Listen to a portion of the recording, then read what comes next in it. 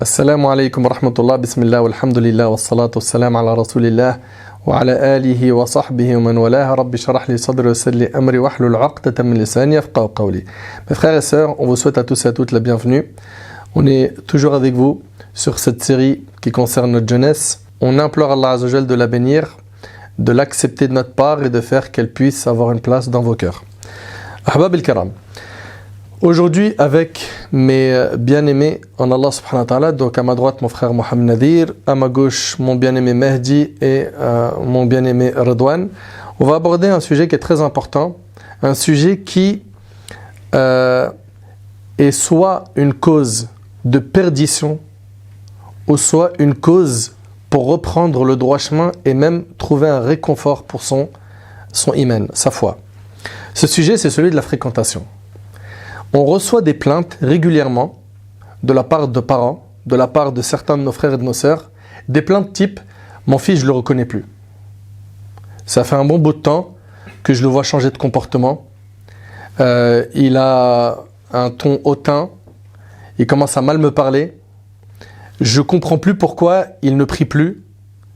Je l'ai même vu dans son sac des cigarettes, voire même de la drogue, et d'autres choses, et wallahi, je vous dis vraiment, on en reçoit un paquet des plaintes comme ça, mais vraiment beaucoup, même des mamans qui viennent me voir des fois, mon fils vient de sortir de prison, est-ce que tu peux lui parler? Il est là. Et ça, je vous le dis, je répète, c'est pas des choses qu'on invente, c'est ce qu'on vit au quotidien. Des fois il arrive que ce soit en fait un frère qui dit, ou une sœur, j'étais bien au niveau de ma spiritualité, franchement j'avais aucun mal à prier la nuit, à apprendre le Coran, à avoir un rythme dans ma foi, et puis d'un seul coup je ne comprends plus, en ce moment je me sens mal. Je ne sais pas si Allah subhanahu wa ta'ala il veut plus de moi. J'arrive pas à comprendre pourquoi je vais mal. Et ils sont nombreux aujourd'hui, et elles sont nombreuses à avoir des baisses de foi, et ils ne savent pas d'où ça vient. Eh bien sachez que parmi les causes qui les amènent à ça, c'est la mauvaise fréquentation. C'est un élément qui enclenche la baisse de foi et la prise d'un mauvais chemin. Et donc on a plein de gens aujourd'hui qui ont pris le mauvais chemin par le fait qu'ils ont fréquenté de mauvaises personnes. Et subhanallah, wallahi, je vous le jure par Allah, c'est une chose que j'ai vue plein de fois de mes yeux. À l'époque, vous savez, avec la parabole, je me rappelle quand c'était nouveau, je voyais des fois les questions-réponses, c'était intéressant de regarder les questions-réponses des savants. Et la sœur, elle pose la question, elle lui dit, voilà, je me sens mal dans ma spiritualité, avant j'arrivais à jeûner le lundi et jeudi, avant. Puis aujourd'hui, j'arrive plus. Et le cheikh, il lui dit, tu as sûrement une mauvaise fréquentation. Et je me rappelle une fois que j'avais eu un jeune qui était venu me voir à la mosquée de Bobigny où je fais la khutbah. Et wallah, il est venu, il a commencé à me dire, je me sens pas bien en ce moment, j'aimerais trop aller vers Allah, j'arrive pas à faire salat. Je lui ai dit, est-ce que ta fréquentation elle est propre? Il a fondu en larmes, il m'a dit, Akhi, t'as tout dit, et il est parti. Subhanallah. Donc en fait, là on parle pas d'un sujet banal. Le sujet il est hyper important. Hyper important, d'où le fait aujourd'hui qu'on va en parler, bi'idhnillah azza wa jal. Après avoir fait ce constat, sachez que la religion, elle a parlé de la fréquentation. Dans le Coran, dans la sunna du prophète, on a beaucoup de textes, et plus on va se rapprocher de notre religion, mieux on va se porter, et plus on s'en éloigne, malheureusement, qu'est-ce qui se passe?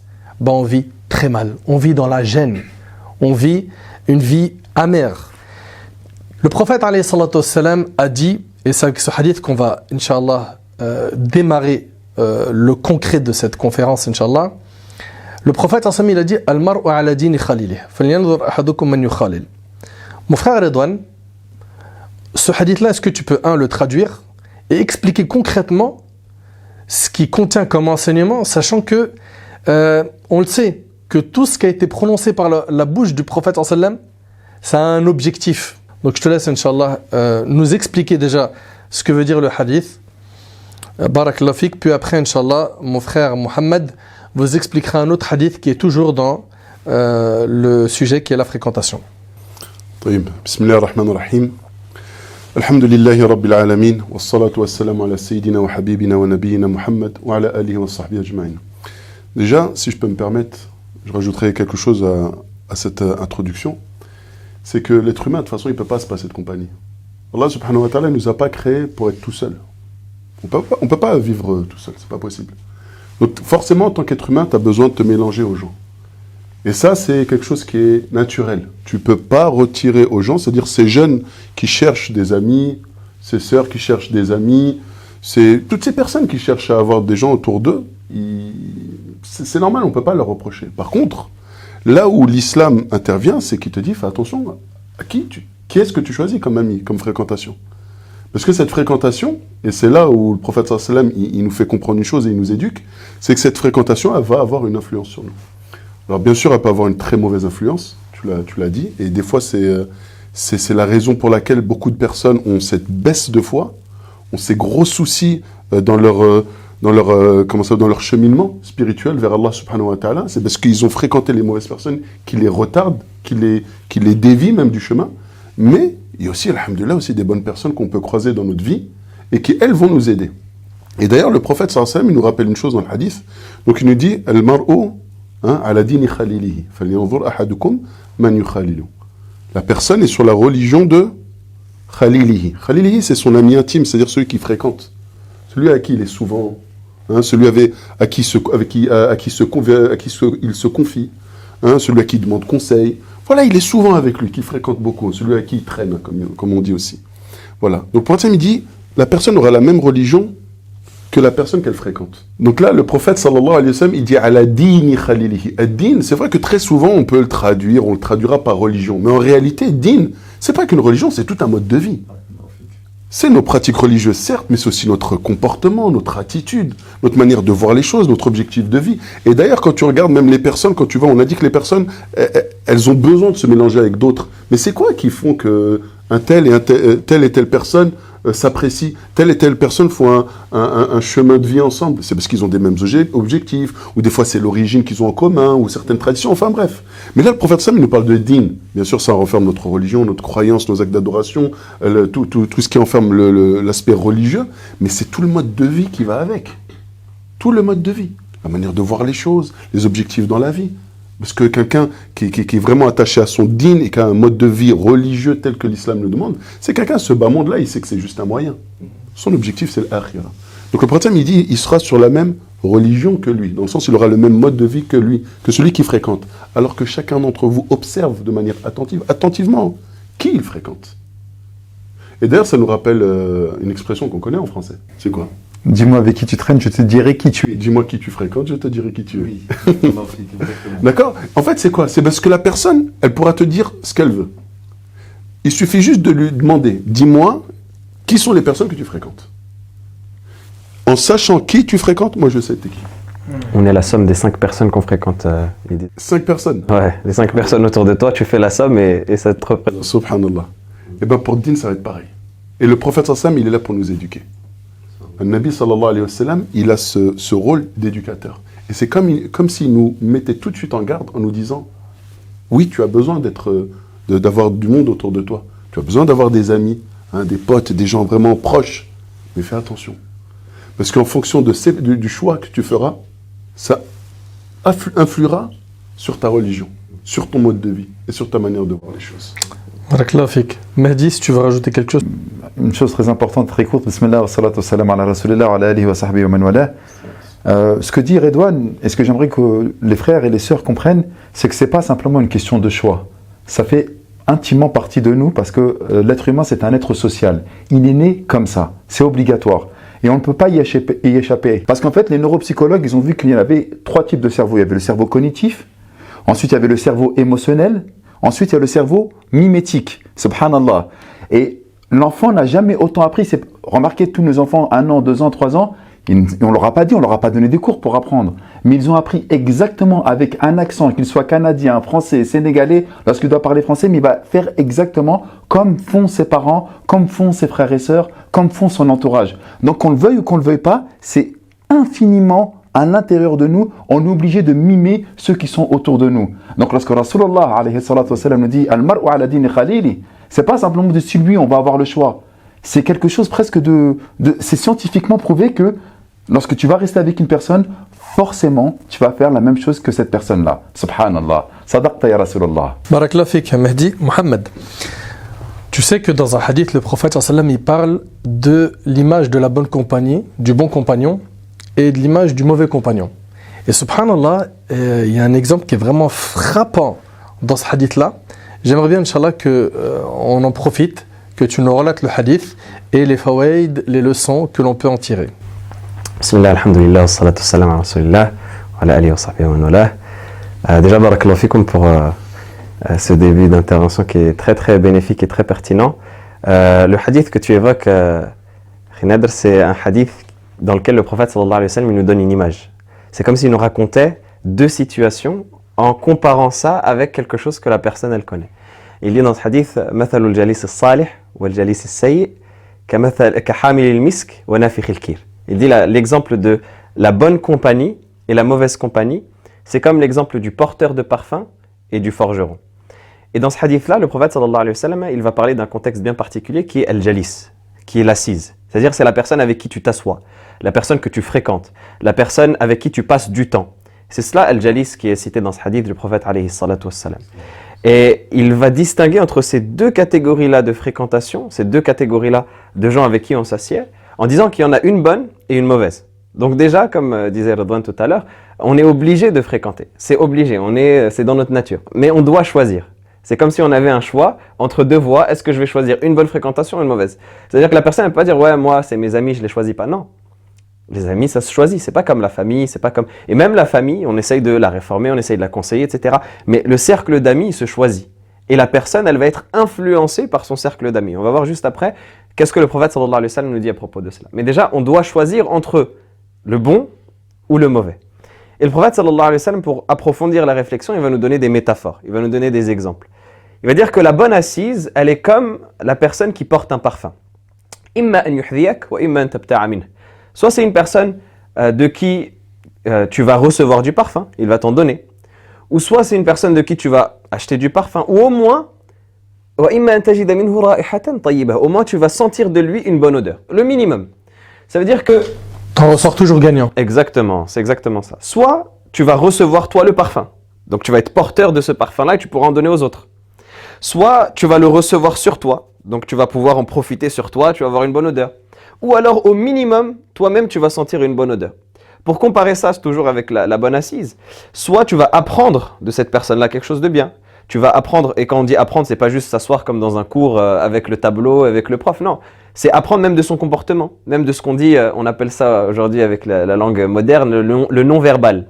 Ça veut dire la communication non-verbale, dans ses comportements, dans ses gestes. Si il vous arrive un problème, comment est-ce qu'il va réagir? Est-ce qu'il va réagir avec patience? Est-ce qu'il va s'énerver, etc. Rien que ça, tu vas le voir, tu vas en profiter. Et donc, en l'occurrence, lorsque c'est une bonne personne, lorsqu'il va faire preuve de patience dans les difficultés, lorsqu'il va parler à quelqu'un qui l'insulte avec le sourire, tu vas être choqué, tu vas dire « Ah ouais, subhanallah ». Et tu vas apprendre de lui. Et après, tu vas le reproduire toi, dans ton contexte. Donc, c'est comme le porteur de parfum qui va te donner une fiole de parfum et après, c'est à toi d'en mettre aux autres.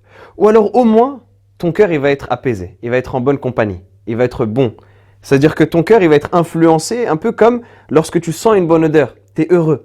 Mais cette personne-là, elle va te rendre heureux spirituellement et elle va te rendre heureux également concrètement parce que c'est une bonne compagnie, c'est quelqu'un de bien, tu es apaisé avec lui.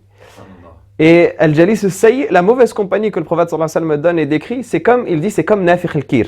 C'est comme le forgeron. On sait que le forgeron, lorsque il est en présence de métaux, lorsqu'il manipule des métaux, les métaux, ils ont une grande chaleur et il doit utiliser un soufflet pour chauffer les braises, souffler sur la braise pour que ça chauffe, etc. Et donc, il est souvent dans une situation, il fait chaud, c'est désagréable, il y a une mauvaise odeur et ça peut brûler les vêtements, ça peut salir, ça peut... Donc, il n'est jamais dans une bonne situation. Et le forgeron, c'est un peu comme on dirait aujourd'hui, vu qu'on n'a plus trop de forgerons qui sont répandus, c'est un peu comme on dirait le mécanicien. C'est-à-dire qu'il est dans un garage, il y a de l'huile de moteur, c'est sale, etc. La personne, quand tu vas rester avec elle, tu travailles avec ton père qui est mécano, tu vas te salir, c'est obligé. Ouais. Tes vêtements, ils vont salir, les taches d'huile. D'ailleurs, tu mets des vêtements... Ça veut dire qu'il ne faut pas être mécano en islam? C'est juste une image. Même le forgeron, de toute façon, on peut être forgeron, évidemment. Mais c'est juste une image pour montrer le côté désagréable de la chose. Parce qu'il travaille, certes. En fait, le danger qu'on peut rencontrer, en fait. C'est exactement ça. Le danger, dans le risque que ça représente, parce que quand tu vas te coller à lui, il va avoir un impact sur toi, il va avoir un effet sur toi, il va te salir. Et donc le forgeron, c'est la même chose. Quand tu vas t'approcher de lui, soit il va brûler tes vêtements. Ça veut dire que les flammes, les étincelles, elles vont finir par brûler tes vêtements. Et les vêtements, c'est ce que tu portes, tu tiens, donc ça va te brûler. Ou alors, soit ça va te salir, ou au minimum, tu vas sentir une mauvaise odeur. Ça veut dire que tu n'en ressors jamais indemne. Et c'est ça que le prophète sallallahu alayhi wa sallam nous donne. Et c'est ça qui est très important. Tu ressors jamais indemne de la mauvaise compagnie. Obligatoirement, ça va impacter sur toi. Parce qu'il y a des gens aujourd'hui, qu'est-ce qu'ils te disent? Ils disent, ouais, moi, Nader, moi, je reste avec eux dans la voiture. Ils fument. Ils écoutent de la musique. Mais moi, j'aime pas ce qu'ils font. Ouais, c'est pas mon problème. Moi, je suis bien. Moi, on mange un que gré ensemble, tu vois. On mange, on écoute. Mais moi, je suis pas avec eux, tu vois. Eux, ils fument, moi, je fume pas. Eux, ils boivent, moi, je bois pas. Eux, ils sortent en boîte et moi, je rentre chez moi. Mais je reste avec eux. C'est mes copains, c'est mes, tu vois. Mais ça veut dire, parce qu'en disant ça, je pense ce qu'on oublie, c'est que ça veut dire que ça a même une influence indirecte. Exactement, c'est ça. C'est exactement ça. Parce que je pense qu'il y en a qui pensent que, à partir du moment où je fais pas ce qu'ils font, Ouais. c'est que je suis pas. C'est exactement ça. Exactement. Alors que le simple fait qu'il soit avec eux, indirectement, il est quand même. Parce que de manière imperceptible, à l'intérieur de toi, ça va casser quelque chose. C'est comme l'histoire du parfum. C'est exactement. T'en as pas mis, mais tu sens bon. C'est exactement ça. Ça, c'est pour la bonne compagnie. Et pour la mauvaise, c'est comme l'histoire de l'odeur. C'est-à-dire que même, ne serait-ce que tu sois proche avec eux, tu sais, des fois, par exemple, t'es avec quelqu'un qui travaille ou quoi, tu rentres chez toi, ta mère, elle dit, tu sens l'huile, par exemple, ou tu sens quelque chose. Tu sais, elle sent en toi l'odeur. Cigarette, tout simplement. Par exemple, c'est exactement le parallèle que je voulais faire. Là, tu restes avec eux, tu sens la cigarette, tu as quelque chose. Mais cette odeur-là, elle est, en plus déjà d'être physique, mais elle est surtout spirituelle. Parce que même s'ils fument pas, même s'ils boivent pas, par exemple, ils disent des grossièretés, ils volent, tu vas pas avoir d'odeur physique. Mais ton odeur spirituelle, elle sera là. Ton âme, elle sera Odeur touchée. spirituelle, est-ce que tu peux mettre le doigt sur ce que ça veut dire exactement? C'est-à-dire que ton âme, elle sera touchée à l'intérieur de toi. C'est-à-dire que Ton cœur il est sera impacté. sali. Ton cœur, il sera sali. C'est-à-dire que dans ton dîn, tu vas voir les choses différemment. Tu sais, il y a quelque chose qui va être cassé. Même si toi, tu ne l'as jamais fait, il n'y aura plus le danger qu'il y a autour. Tu vas voir des gens fréquenter des femmes. Tu vas plus avoir le truc de « Ah, c'est haram, il ne faut pas que je le fasse ». Tu vas dire « Ah, finalement, c'est banal ». On s'habitue en fait à ces choses-là, subhanallah. C'est exactement Mehdi, il a dit le cœur il se salit. Barakallah, effectivement, le cœur il se salit.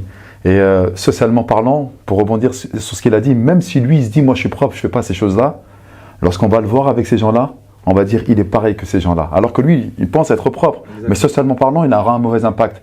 Dis-moi qui tu fréquentes, merci Redouane, et je te dirai qui tu es. Ben, même si tu es quelqu'un de bien et tu restes avec des vendeurs de substances illicites ou tu restes avec des personnes qui disent des paroles ordurières, ben forcément, on va t'assimiler à ces gens-là. Mais lorsqu'ils parlent de cœur, c'est vraiment très, très, très, très fin. Wa barakallahu fik d'avoir abordé ce point-là.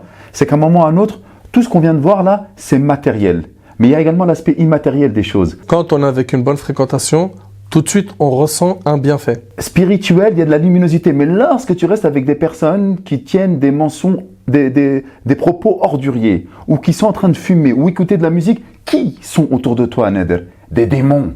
Et même si tu es quelqu'un de bien, lorsque tu vas rentrer chez toi, tu vas te sentir lourd, tu vas te sentir mal.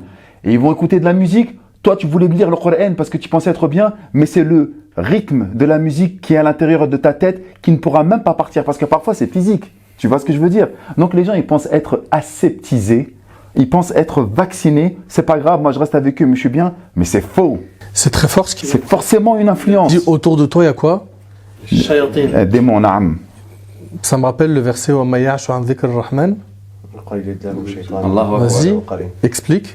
C'est dans ce verset, Allah subhanahu wa ta'ala dit celui qui s'écarte de l'évocation du tout miséricordieux, Allah azza wa jalla lui assigne un démon, un diable, qui devient son qarin, son ami.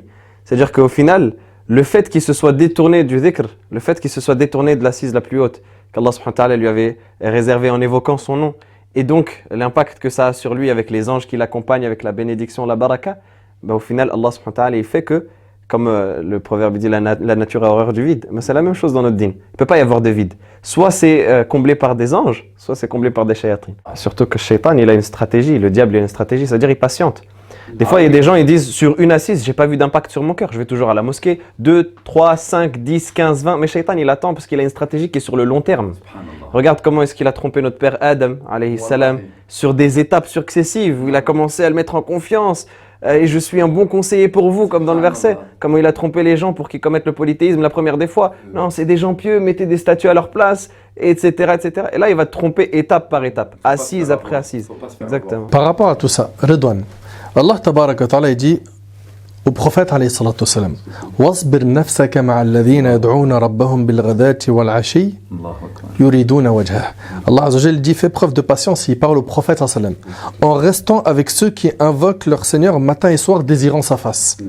Et Ibn Kathir rahimahullah il dit, c'est-à-dire reste avec ceux qui invoquent leur Seigneur et qui le louent, qui le glorifient matin et soir, qu'ils soient riches, pauvres, forts ou faibles.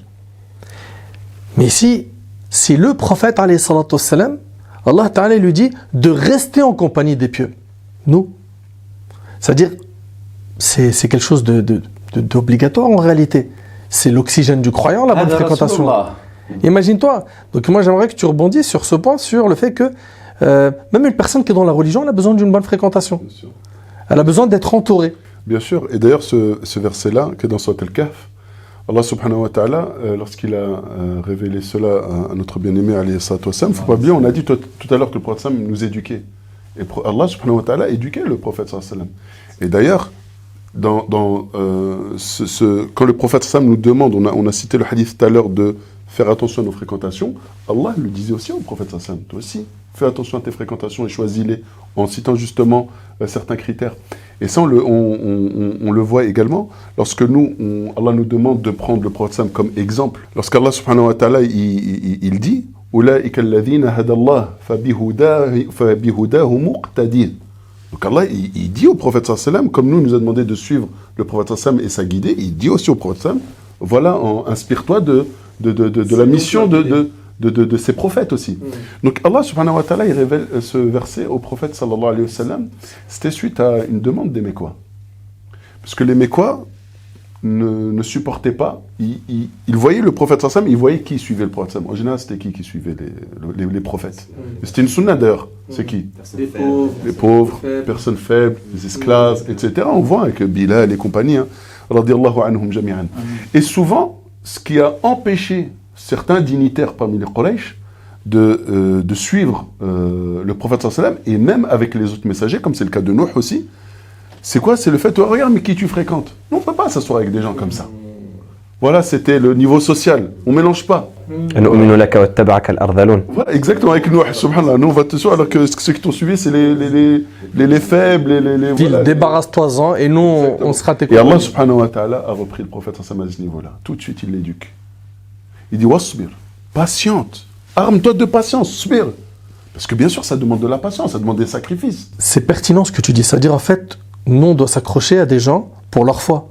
Oui, pas pour leur argent. Non, au contraire. Allah subhanahu wa ta'ala, non, Allah il donne les critères. Wasbir nafsaka ma'alladhina yad'una rabbahum. Avec ceux qui invoquent Allah, qui invoquent leur Seigneur. Donc ceux qui se sont soumis à Allah subhanahu wa ta'ala. Yad'una rabbahum bil ghadati wal 'ashi. Nuit et jour.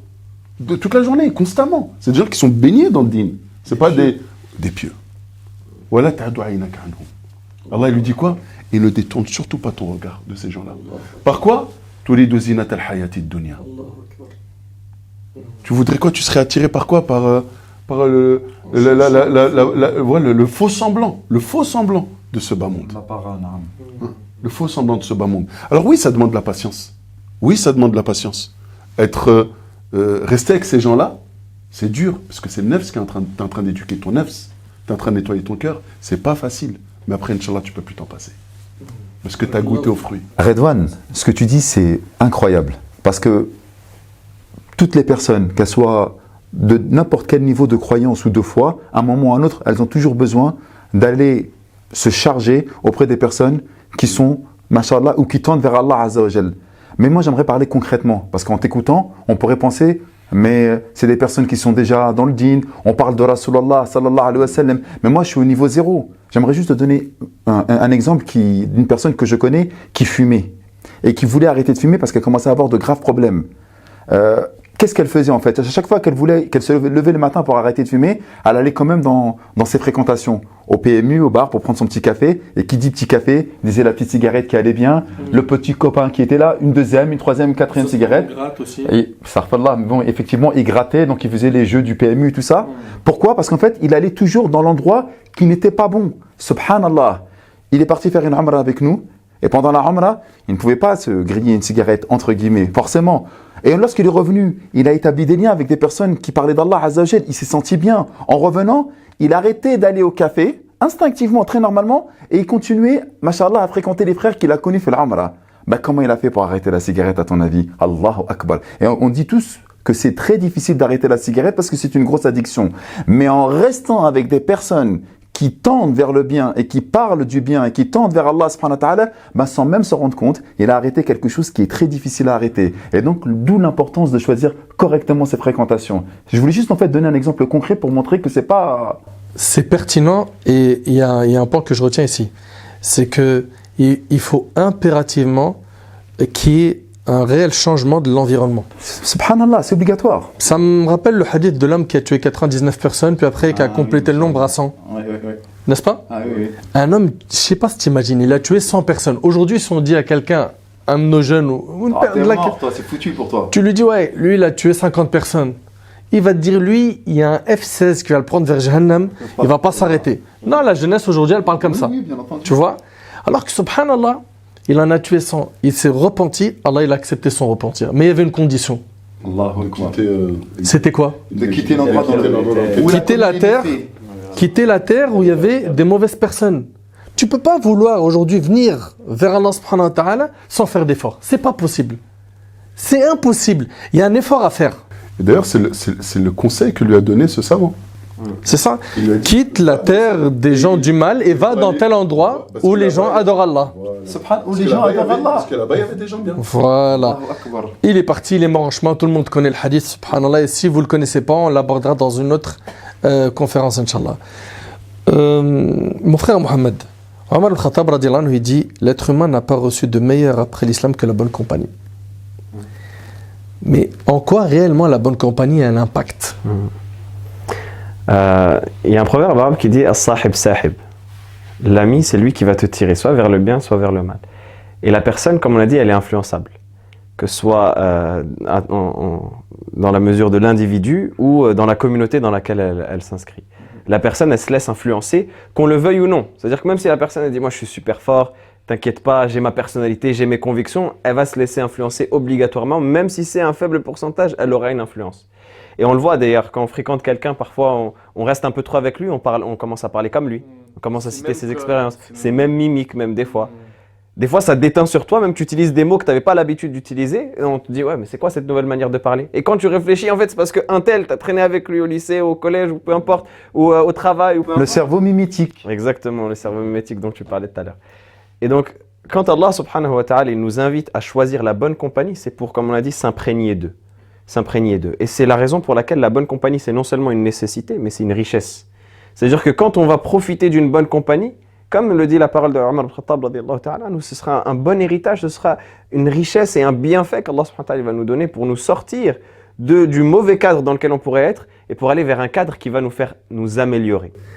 Les fréquentations sont de combien de types? Les fréquentations, comme ça a été cité par les savants, d'ailleurs ça c'est pour vous montrer à quel point c'est toute l'humanité qui comprend que la fréquentation elle est importante, parce que cette parole-là on la retrouve même chez Aristote. On parle d'Aristote en tant que philosophe, etc. Mais c'est pour montrer que même ces gens-là ont eu conscience de cela, pour vous montrer à quel point c'est une évidence dans l'humanité. Aristote, il avait développé ça en parlant de philia, en parlant d'amitié. Il avait distingué 3 catégories. Ensuite, ça a été repris par nos ulama, qui sont, la première catégorie, c'est sahib al-manfa'a. C'est l'ami d'intérêt, celui qu'il appelle comme cela. Qu'est-ce que c'est sahib al-manfa'a? C'est celui avec qui tu vas rester parce que tu as un intérêt. Parce que Il a des contacts. voilà, il il a a de l'argent. exactement. Il a un réseau. Quand tu restes avec lui, il te paye à manger à midi. Il a des personnes, si tu es en galère, il peut appeler quelqu'un qu'il connaît parce que c'est lui, il va te dépanner. Il a un réseau, exactement. Et cette personne-là, tu vas rester avec elle pour le profit. Et elle va rester avec toi pour le profit également, pour profiter de toi. Peut-être que en fait, c'est toi dans l'histoire qui paye, c'est toi dans... Et le jour où tu n'as plus de ce profit-là, le jour où tu n'as plus cet argent avec lequel tu lui payais à manger à midi, le jour où tu n'as plus les contacts, le jour où tu perds cet ami-là, il va t'abandonner. Ça veut devenir même un ennemi pour toi. Il va plus te calculer. Il va te voir dans la rue, il va changer de trottoir. Pourquoi? Parce que tu l'intéressais juste pour ce que tu représentes et pas pour la réelle amitié. Ça, c'est la première. Pas pour ce que tu es, mais pour ce que tu as. Exactement. Pas pour ce que tu es, mais pour ce que tu as. C'est exactement ça. Ça, c'est la première catégorie. C'est une des pires catégories. La deuxième catégorie, c'est sahib al-ladha, l'ami de plaisir. Ça veut dire que lui, Vous n'allez pas forcément avoir un intérêt matériel autre que ça, mais vous allez rester ensemble pour rigoler. Vous allez rester ensemble pour faire des blagues. Il a de l'humour. Voilà. Il a de l'humour, il rigole, il sait attirer autour de lui, etc. Tu restes avec lui parce que... Les gars du ghetto, ceux qui restent dans les halls ou dans les caves, Voilà. on les connaît, À se vanner, à fumer à ensemble, rigoler. à Exactement. ensemble. Voilà, c'est ça. Alors, Parce que tu restes avec lui. Pourquoi? Parce qu'on rigole bien. D'accord. Mais sauf qu'on rigole bien, celui-là, tu vas rester avec lui que quand il s'agit de rigolade. Le jour où il y a un problème, le jour où il y a une épreuve qui te touche, le jour où tu as quelqu'un à l'hôpital, tu dois aller le voir et tu n'as pas de quoi y aller, le jour où tu es dans une vraie épreuve, tu vas pas le trouver avec lui. Ou le jour où tu tombes en prison, il n'y a pas de mandat, Ah, beaucoup moins de mandats, Exactement. il n'y a pas de visite. Exactement. Si t'arrive quelque chose, si t'arrive si t'arrive quelque chose de grave, ben au final tu le trouves pas à tes côtés. Pourquoi? Parce qu'il était là pour le plaisir. Lui dans sa tête, qu'est-ce qu'il se dit? Il se dit non, moi j'étais là pour rigoler. Maintenant j'ai pas signé pour ça. C'était pas ça le contrat. Le contrat c'était qu'on s'assoit ensemble pour rigoler, pour discuter. Donc on a le premier, c'est Avec les intérêts, Le plaisir, le plaisir. Et le troisième c'est sahib al-fadila. C'est celui qu'il appelle justement Aristote l'ami de la vertu. Sahib al-fadila. subhanallah. C'est celui avec qui tu vas rester, pas pour un intérêt. Pas parce qu'il y a quelque chose d'aussi frivole que juste rigoler. Quand on dit rigoler, c'est juste rigoler. Ça ne veut pas dire qu'on ne peut pas rigoler avec ses amis. Ça ne veut pas dire qu'on ne peut pas plaisanter. Non, ça veut dire que vous voyez juste pour ça. C'est juste la seule raison qui vous réunit. Non, là, l'ami de la vertu, vous allez vous réunir pour les caractéristiques qui sont en vous. Et la plus grande des caractéristiques, c'est le din. La plus grande des caractéristiques, c'est la foi que vous avez à l'intérieur de vous qui va vous donner la vertu, qui va vous donner le bon comportement, qui va... Et après, tout ce qu'il y aura en plus, ce sera qu'un bien. S'il a un intérêt, c'est-à-dire que s'il a la possibilité de t'aider ou si tu as la possibilité de t'aider, vous allez le faire fi sabilillah, pour Allah subhanahu wa ta'ala. S'il a quelque chose à te partager, il va le partager pour Allah. Même s'il a juste un sandwich, il va te donner la moitié. Mais ce ne sera pas ça la base. S'il y a une discussion où vous allez plaisanter, etc., vous allez prendre plaisir à discuter. Mais ce ne sera pas ça la base. La base, ce sera quoi? Ce sera l'amour en Allah. Ce sera le hub fillah. Et c'est là où on voit que s'aimer en Allah, c'est extrêmement important. Pourquoi est-ce qu'on entend « Je t'aime fillah, akhi Nadr »,« Je t'aime fillah, akhi Mahdi »,« Je t'aime fillah, akhi Ridwan ». Pourquoi on entend ça? Pourquoi est-ce qu'on dit ça? Parce que notre amour, il est basé sur Allah. Il n'est pas basé sur juste le fait de rigoler, de plaisanter. Non, au final, c'est beaucoup plus important que ça. On rigole entre nous. On discute, on va manger, on plaisante. S'il te plaît, il faut que tu finisses là. Tu ne peux pas t'arrêter comme ça. Quelles sont, ou plutôt, quelle est la récompense de ceux qui se sont aimés en Allah? Il faut le dire aussi. Allah subhanahu wa ta'ala, il nous mentionne ça dans le Coran en nous donnant la récompense qu'il y a derrière cette amitié-là. Il nous dit « Al-akhillau yawma'idhin ba'duhum li ba'din adu illa al-muttaqin » Tous les amis, le jour de la résurrection, ce seront des ennemis les uns des autres. Pourquoi? Parce que Yawm al-Qiyamah, le jour de la résurrection, il n'y aura plus les blagues que tu faisais en bas du bat avec ton ami. Il n'y aura plus le grec qui te payait à midi en sortant du lycée. Il n'y aura plus tout ça. La seule chose qui restera, ce sera les actes. Et pourquoi est-ce que vous avez été amis réellement? Est-ce que vous avez été amis pour un intérêt qui se rattache à Allah subhanahu wa ta'ala et pour engranger derrière des hasanat? C'est pour ça qu'Allah subhanahu wa ta'ala dit non. Les amis, ils se fuiront. Le jour de la résurrection, chacun se désavouera l'un de l'autre. Ils fuiront l'un de l'autre. Sauf qui? Illa al-muttaqin. Sauf ceux qui ont basé leur amitié sur la piété, sauf les pieux, sauf ceux qui ont basé leur amitié sur l'amour d'Allah subhanahu wa ta'ala. Et c'est là où on fait le lien avec un hadith du prophète sallallahu alayhi wa sallam qui nous dit « La tusahib illa mu'minan, wa la ya'kul ta'amaka illa taqi » Ne fréquente qu'un croyant et que ne partage ta nourriture qu'une personne pieuse. Pourquoi est-ce que le prophète sallallahu alayhi wa sallam dit ça? Est-ce que ça veut dire qu'on doit être désagréable envers toutes les personnes qui ne sont pas croyantes ou toutes les personnes qui ne sont pas pieuses? Non. Le prophète sallallahu alayhi wa sallam ici, il parle de plusieurs cercles qu'on a dans notre vie. On va avoir un cercle large dans lequel on va avoir des gens qu'on va croiser, des gens avec qui on va discuter. Ce cercle-là, on peut inclure tout le monde parce qu'on discute avec eux, parce qu'on échange, parce qu'on est dans l'ouverture et parce que le croyant, il est comme ça. Il discute même avec la personne avec qui il n'est pas d'accord, même avec la personne qui n'est pas pieuse, par exemple, il va lui faire un rappel autre que ça. Mais on a le cercle privé qui est le cercle de l'intimité. Et c'est celui-là en particulier qui déteint sur toi, celui avec qui tu manges tous les jours, celui avec qui tu t'assois, celui que tu fréquentes, celui avec qui tu fais le chemin, celui avec qui tu rentres chez toi, celui que tu invites chez toi-même. Eh bien celui-là, il doit être croyant et il doit être pieux quand il partage ta nourriture. Pourquoi est-ce que le prophète sallallahu alayhi wa sallam fait la distinction entre la compagnie et le fait de manger la nourriture? Parce que manger la nourriture, c'est encore plus des moments d'intimité. C'est le moment où ça y est, tu es dans l'intimité, ça y est, tu manges. Et généralement, tu vois, quand tu manges, tu te poses avec une personne pour manger, tu es beaucoup plus ouvert avec cette personne-là. Ça veut dire que tu échanges avec elle à cœur ouvert. La nourriture, ça débloque quelque chose. Tu es là, tu discutes, tu parles de choses qui même parfois qui te touchent, etc. Parce que c'est sur la nourriture. Dieu, on a partagé l'eau et le sel. C'est un adage qui est connu. Bah, c'est exactement ça, Mehdi. En parlant de ça, Barakallahu fik, tu as mis le pied à l'étrier sur le fait que ça va impacter Yawm al-Qiyamah. Ok? Que le jour du jugement, en fait, cette affaire-là, elle ne se résumera pas à dommage. Non, non, c'est carrément mon meilleur ami peut devenir un ennemi si c'était pas quelqu'un de pieux. Et Allah Ta'ala il nous dit également وَيَوْمَ يَعَضُّ الظَّالِمُ عَلَى يَدَيْهِ يَقُولُ يَا لَيْتَنِي اتَّخَذْتُ مَعَ الرَّسُولِ سَبِيلًا يَا وَيْلَتَى لَيْتَنِي لَمْ أَتَّخِذْ فُلَانًا خَلِيلًا. C'est-à-dire que le jour du jugement, l'injuste il va se mordre les mains, il va dire si seulement j'avais suivi le chemin du prophète sallam, malheur à moi, si seulement j'avais pas pris un tel pour ami, il m'a égaré du chemin d'Allah. Hein, il m'a égaré de la voie d'Allah alors que la vérité elle m'a été parvenue. Donc ça c'est vraiment quelque chose de gravissime. Les gens en fait ils réalisent pas à quel point la fréquentation, ici-bas, elle a fait changer la croyance de plein de gens. Des gens qui étaient musulmans, qui malheureusement ils ont quitté l'islam par la mauvaise fréquentation. Également, par la fréquentation, ils se sont retrouvés dans des grands péchés. Ils n'auraient jamais imaginé de leur vie les faire un jour. Parmi les méfaits de la mauvaise fréquentation, c'est que le jour du jugement, cet ami devient un ennemi. Toi-même, tu vas regretter cela le jour du jugement. Cette mauvaise fréquentation, finalement, ne fera que t'éloigner d'Allah. Et plus que ça, elle peut même faire en sorte que tu meurs sur une mauvaise fin. Redouane. On arrive là dans des issues dramatiques. Et on ne se rend pas compte que le choix de nos fréquentations, c'est fatal. Tu disais un truc en introduction, tu disais des fois, c'est des parents qui viennent qui disent je reconnais plus mon enfant. Donc, c'est dire que la fréquentation a eu plus d'emprise que l'éducation des parents. Donc la mère et les parents, ils l'ont éduqué. Salat, le masjid, mon fils, t'inscris dans une école pour apprendre le tarbiya, etc. Mais la fréquentation a réussi à casser tout ça. L'enfant ne fait plus ça, il tombe dans la drogue, il tombe dans la fornication, dans des fréquences, voilà, dans le haram, comme tu as expliqué. Et le problème, c'est que nous, notre fin, on sait quand est-ce qu'on est né, mais on ne sait pas quand est-ce qu'on va mourir. Ça peut être demain, après-demain. Et on est dans une société où, malheureusement, on nous fait oublier la mort, d'ailleurs. On nous fait oublier qu'un jour on partira. Et le croyant, justement, d'où depuis tout à l'heure on parle de la fréquentation, en parallèle avec le souci de din. C'est parce que le croyant, il ne perd pas de vue que ce bas monde-là, il le quittera, et son objectif, c'est le Jannah. Et là, justement, pour le verset que tu as cité dans Surat al-Furqan, déjà, ça, c'est arrivé, pareil, à l'époque du prophète sallallahu alayhi wa sallam, Uqba ibn Abi Mu'ayt, qui était un très bon ami de Ubay ibn Khalaf.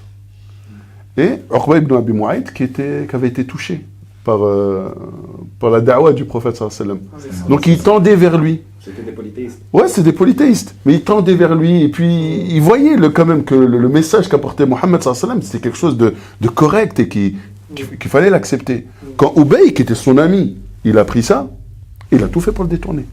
Il a tout fait pour le détourner, jusqu'à ce qu'il s'est mis même à insulter le prophète, sallallahu alayhi wa sallam, à l'agresser même. Et certains exégèses disent que ce verset a été révélé pour lui. En disant que le jour du jugement dernier, il ne va pas s'en mordre les doigts. Il va se mordre les deux mains. Déjà, quand on dit se mordre les doigts, c'est un signe de regret. C'est un regret, c'est des remords. Là, c'est les deux mains. C'est-à-dire c'est un regret, mais qui est irréparable. Mais surtout sur le fait qu'une mauvaise fréquentation peut t'amener à quoi? Une mauvaise fin. L'oncle du prophète, ça. Alayhi salatu wassalam. Abu Talib. Détaille-nous ça. Abu Talib, l'oncle du prophète, sallam, il a pris en charge le prophète sallam alors qu'il avait 8 ans.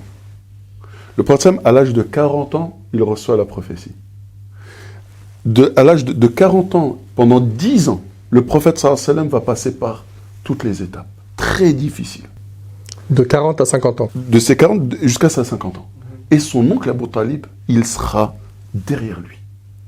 Il le protégera, il le motivera, il le défendra. Il subira le boycott. Et voilà, et les 3 dernières années de sa vie, d'ailleurs, Abu Talib va subir cet embargo et ce boycott de la part des Quraysh. Pourquoi? Et pourquoi Quraysh avait décidé de faire cet embargo? Parce que Abu Talib avait pris la décision de ne jamais livrer son neveu, bien qu'il n'était pas du tout sur sa religion.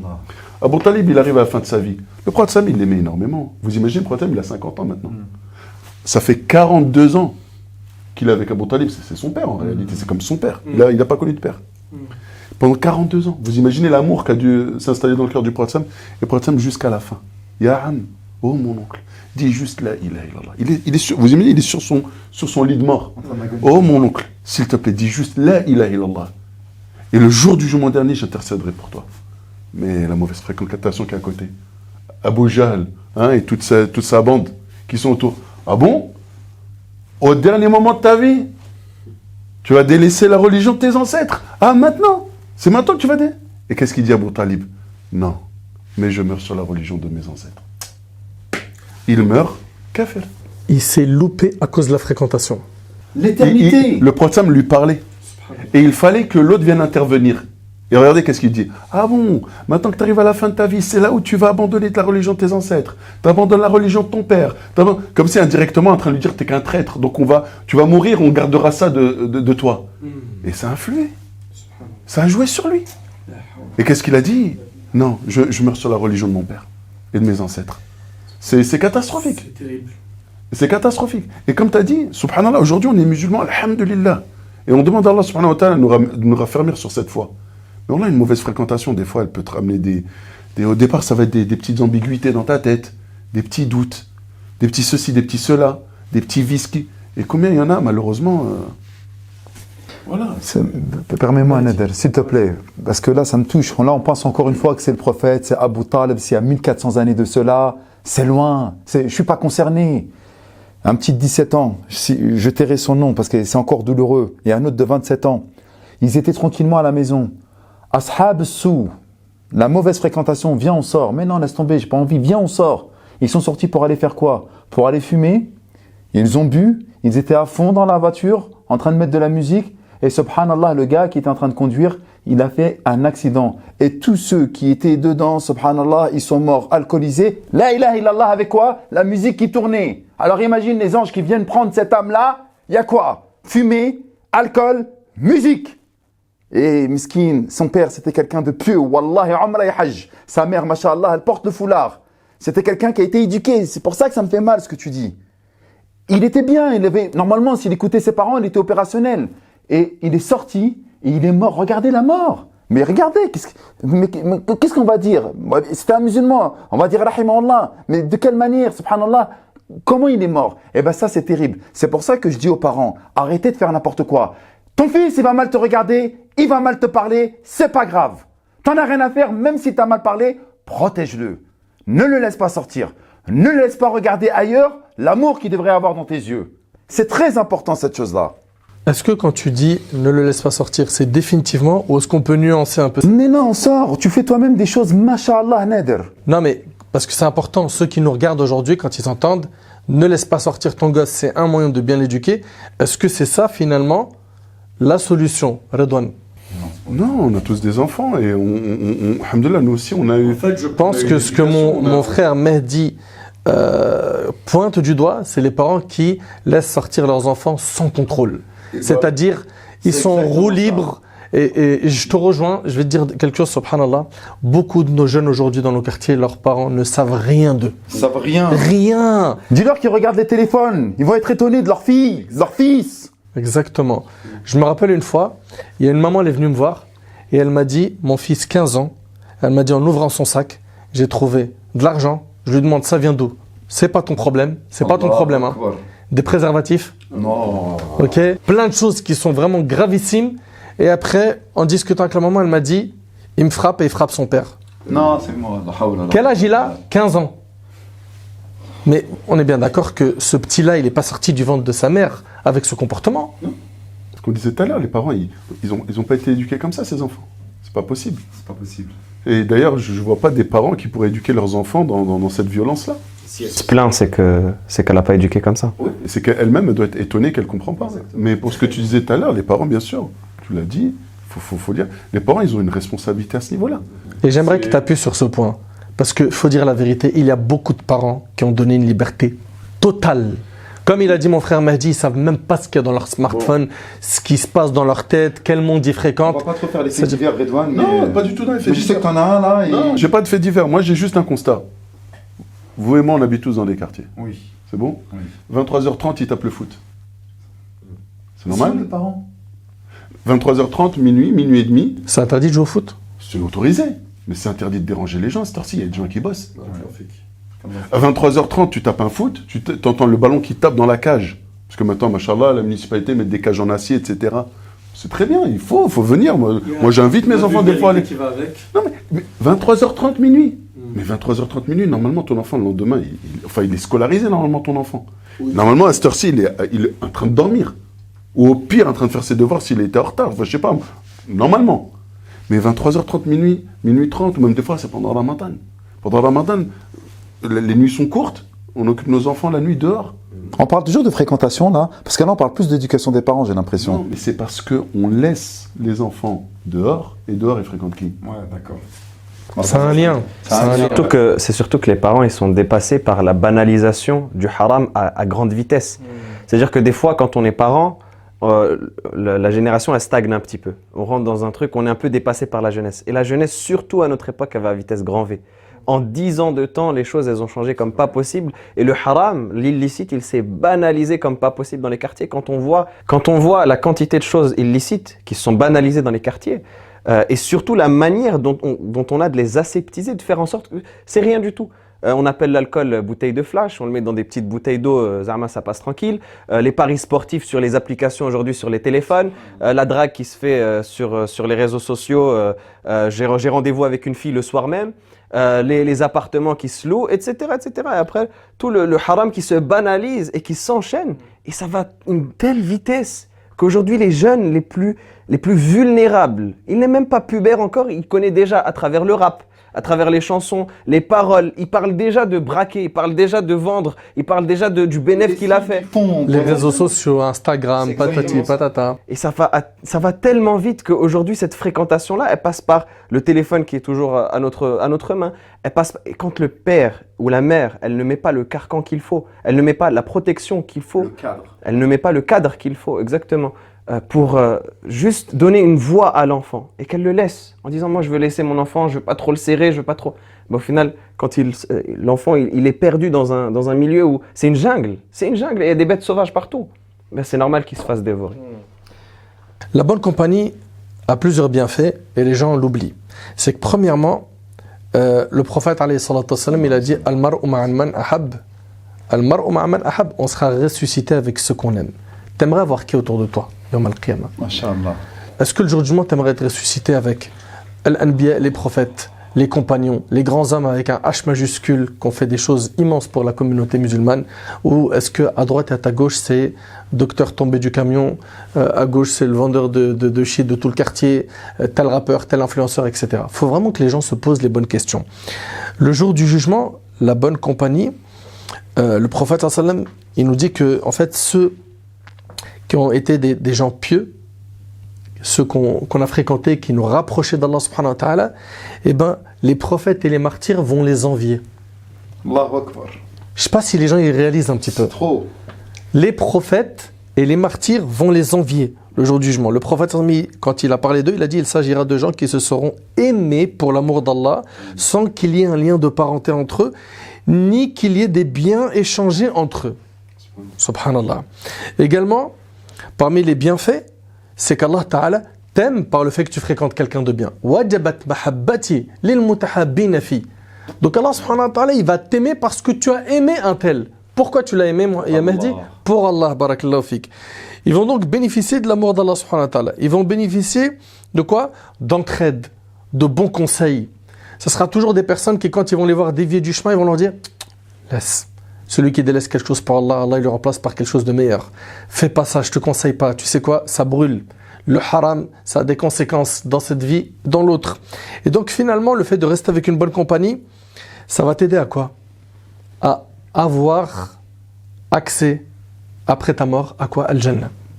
Le paradis. Moi, je sais que, me concernant, on parle depuis tout à l'heure d'habiter dans les quartiers, je me rappelle que celui qui m'a tendu la main, c'était un parmi des frères, qu'Allah le préserve, j'oublierai jamais ce jour-là, parce que c'était quelque chose qui m'a secoué comment dirais-je, qui m'a secoué ma vie. J'étais, voilà, malheureusement dans le milieu de la cité, du ghetto, etc. Et il m'a tendu la main, et c'est la bonne fréquentation qui a fait qu'aujourd'hui, alhamdoulilah, j'aime le dîn, etc. Et je sais que la bonne fréquentation t'a aidé, la bonne fréquentation a aidé mon frère Redouane, ainsi que Mohamed. Donc c'est un besoin vital. Vital, et c'est pas quelque chose où on doit blaguer avec. Autour de nous, on a des gens, il faut faire le tri. Pourquoi? Parce qu'on ne peut pas se dire ouais, vas-y, moi je reste avec lui, mais t'inquiète pas, j'ai ce qui me compensera. On a des gens comme ça. C'est je reste avec des gens qui m'amènent vers le haram et également des gens qui, voilà, j'équilibre ma balance. En plus, c'est des potes d'enfance, je ne peux pas mettre une croix dessus. Parmi les bienfaits également de la bonne fréquentation, c'est que tu seras sous l'ombre du trône d'Allah subhanahu wa ta'ala le jour où il n'y aura d'ombre que la sienne. Et vous le savez que la situation du jour du jugement va être difficile, et le fait que la personne justement ait fréquenté des bonnes personnes, rajulan tahabba fillah, ce sont des gens qui se sont aimés par Allah, ils se sont rencontrés pour Allah et se sont séparés pour lui azza wa jal. Beaucoup de gens vont se dire ouais, mais maintenant regarde, tu nous as mis un peu devant le mur.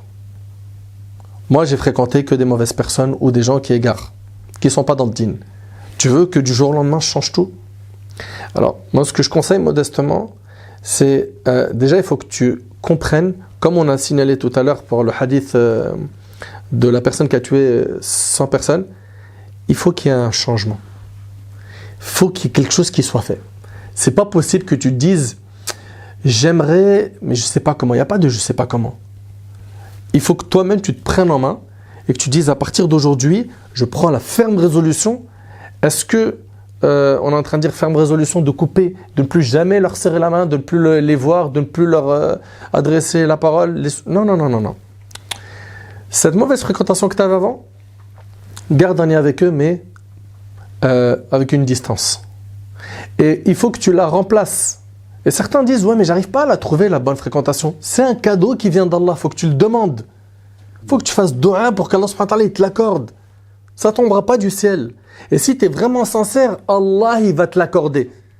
Il va t'accorder un cercle propre de jeunes comme toi qui comprennent tes besoins, qui comprennent tes désirs et qui sont comme tu le souhaites, voire mieux. Donc le fait que tu fasses le nécessaire pour cela et tu fais de dua, Allah te donnera ça tôt ou tard. Et les gens que tu fréquentais qui étaient des mauvaises fréquentations, une distance avec eux, de temps en temps, un salam, le sourire, la bonne parole. Pourquoi? Parce que le fait que tu gardes un lien, ça te permettra un jour, quand tu auras plus de bagages, une fois ferme, solide, de pouvoir leur tendre la main, toi aussi. Parce que l'objectif, c'est pas de tourner le dos à tes frères et à les mépriser, c'est de les aider à sortir de ça, comme quelqu'un t'a tendu la main et il t'a permis, grâce à Allah, de sortir de cette mauvaise fréquentation. Mohamed Nadir, rapidement, un mot pour la fin. Après, ça sera mon frère Redouane et Mehdi, puis on conclura, Inch'Allah. Je me permets pour conclure de terminer sur ce que tu disais, et c'est très important, c'est que certes le croyant, surtout dans la société dans laquelle on vit, surtout dans les pays où les mœurs ne sont pas les nôtres, où ce qui est répandu n'est pas forcément compatible avec notre dîn, forcément il va se retrouver dans un milieu un jour ou un autre avec des gens, que ce soit au collège, au lycée, à la faculté, au travail. Il va se retrouver avec des gens qui sont autour de lui, qui n'ont pas forcément les mêmes valeurs, la même éthique, et donc forcément qui ne vont pas être une très bonne fréquentation. Mais le croyant, il doit être un élément de bien, il doit être un vecteur de bien. Ça veut dire que si eux ne sont pas des bonnes fréquentations, bien, sois toi une bonne fréquentation.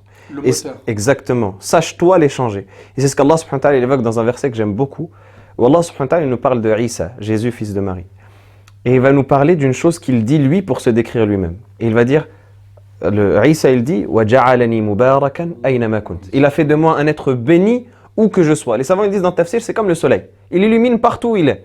Peu importe la situation où il est. Ça ne veut pas dire qu'il reste volontairement avec des gens qui sont mauvais, non. C'est-à-dire que même si tu passes devant eux, c'est des gens avec qui tu as grandi, on ne va pas te demander de leur faire la grimace. Tu passes devant eux, tu leur serres la main, salam alaikum, comment ça va, salam alaikum. Tu leur mets un petit peu de parfum, salam alaikum. Tu leur dis même un hadith, ou même sans un hadith, tu leur donnes un petit conseil, ou même sans le petit conseil, un petit sourire. Mais juste ça, ça va laisser une trace. Et tu vas être toi, comme celui qu'on disait précédemment, le porteur de parfum. Même juste avec le regard, juste avec l'échange, juste avec le sourire, tu vas être quelqu'un de bien. Donc la question que tu dois te poser, premièrement, c'est ce qu'on a dit, est-ce que tu as des bonnes fréquentations? Et deuxièmement, est-ce que toi, tu as une bonne fréquentation? Et est-ce que toi, tu as un impact positif ou pas sur les gens? Et le musulman, c'est ça l'objectif qu'il doit avoir, d'être soi-même une bonne fréquentation et quelqu'un qui répand la bénédiction autour de lui. Barakallahu fik. Redouane, un mot pour la fin? Ouais, écoutez, c'est toujours dans le même esprit. C'est clair, ce que tu as dit, c'est des choses que on nous remonte. C'est que oui, c'est-à-dire, voilà, moi j'ai des gens autour de moi, mes potes ils sont comme ci, comme ça, donc je coupe tout. C'est vrai que c'est un sacrifice, mais en même temps c'est ton dîn que tu sauves. T'es pas en train de... De toute façon, ces gens-là, à un moment donné, tu vas couper les ponts avec eux. les gens avec qui on a grandi, on est encore en contact avec eux? Non, à un moment donné, ça y est, les routes se séparent, il y en a qui font leur vie, il y en a qui travaillent, il y en a qui déménagent, il y en a qui se marient, il y en a qui... Voilà, c'est-à-dire, à un moment donné, de toute façon, tu vas te séparer de ces gens-là. Donc, il ne faut pas croire que ces gens-là avec qui tu es, toute ta vie, tu vas rester avec eux. Non, à un moment donné, vous allez vous séparer. Sauf que là, c'est dans ton intérêt de te séparer d'eux. Surtout quand à partir du moment où tu constates que c'est des gens mauvais, tu n'as plus le droit de rester avec eux, normalement. Ça, c'est quelque chose de... C'est humain, d'accord? Et puis, une chose qui est très importante, ce que tu disais tout à l'heure en termes de cadeaux, Wallahi al-azim, et je le jure par Allah, que si tu es sincère dans ta volonté de prendre le droit chemin, Allah il va te mettre les gens. Allah il va te mettre des gens. Il va pas te mettre un GPS, prends à droite, prends à gauche, non. Il va faire en sorte que tu vas croiser quelqu'un, et subhanallah, cette personne-là, elle est tombée au moment où tu avais besoin. C'est-à-dire que tu étais dans une période où, et ça, c'est de l'expérience, c'est des retours d'expérience de dizaines de personnes. Ouais, non, déjà nous, sans aucun doute, mais même des gens autour de nous.